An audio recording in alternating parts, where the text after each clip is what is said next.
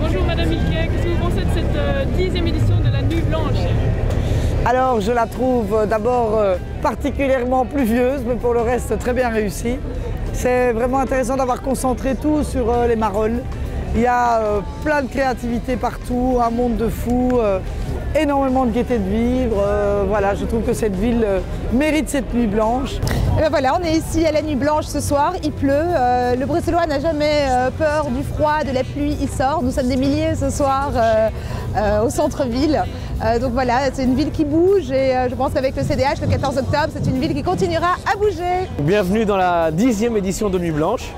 Je suis ce soir un échevin de la culture très heureux parce que si vous regardez autour, il y a énormément de monde.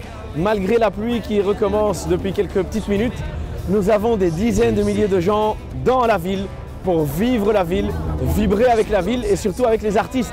On a plus de 50 projets cette année, des projets qui viennent de tous les pays d'Europe, même de tous les continents. On a des projets du Canada, d'Australie et dans notre public, ça parle anglais, ça parle allemand, ça parle français, néerlandais bien sûr, ça parle espagnol.